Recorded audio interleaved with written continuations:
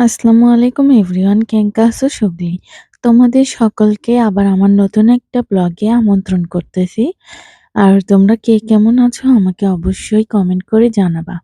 দেখো, এইদিকে আমি আজকে কিন্তু মশলা তৈরি করতেছি। তার জন্য মশলাগুলো আগে ভেজে নিলাম, তারপরে এখন আম কি বলে শুকনো মরিচটাও ভেজে নিচ্ছি।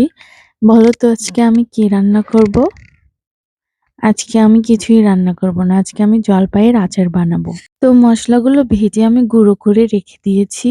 আর এদিকে সিদ্ধ করে রাখা জলপাই সেগুলো হাত দিয়ে চটকিয়ে রেখেছিলাম। আর এখন একটা শুকনো কড়াইয়ে অনেকগুলো সরিষার তেল দিয়ে দিলাম। তেলটাকে আগে ভালো করে গরম করে নিব। নেওয়ার পরে কিছু শুকনো মরিচ এর ভিতরে দিয়ে দিব ভাজার জন্য।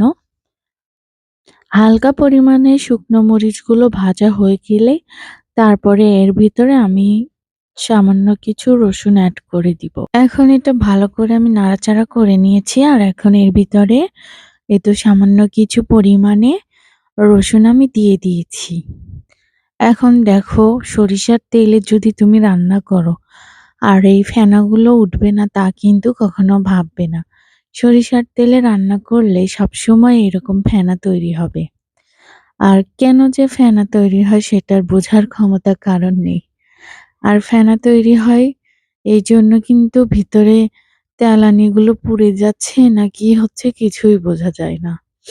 আর এরপরে চটকে রাখা জলপাইগুলো এর ভিতরে আমি দিয়ে দিচ্ছি এক এক করে।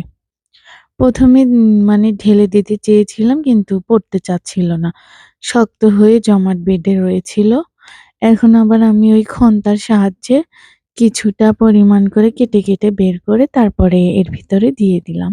এটা এখন ভালো করে শুধু নাড়াচাড়া করে নিতে হবে যতক্ষণ পর্যন্ত এটার কালার চেঞ্জ না হয়ে আসে।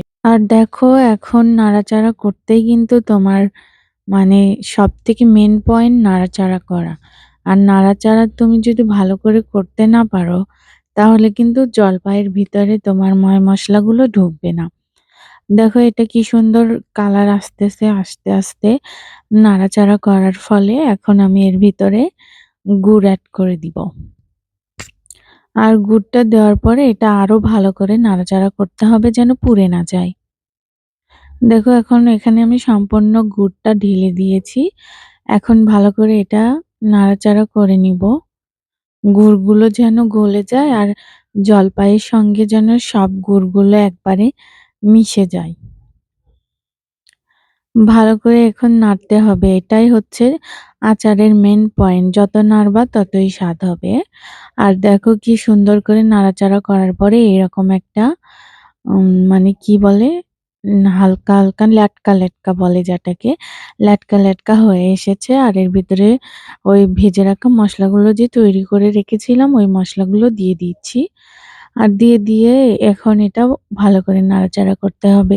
তোমার আচার শুধু নাড়াচাড়াই করতে হয়। নাড়াচাড়া করে, করে এটাকে টেস্ট বানাতে হয়। তো কেমন হয়েছে আচারগুলো? দেখো তো কালারগুলো পরিবর্তন হয়েছে না? আর সুন্দর হয়েছে। এখন আমি নামিয়ে ফেলেছি। আর এই জলপাইয়ের সিজনে তোমরা কারা, কারা জলপাইয়ের আচার বানিয়ে খেয়েছো? আমাকে কমেন্ট করে জানাবা। আর সবাই ভালো থাকবা। আবার তোমাদের সঙ্গে পরবর্তী একটি রান্নার ব্লগে দেখা হচ্ছে। ভালো থেকো। আল্লাহ হাফেজ।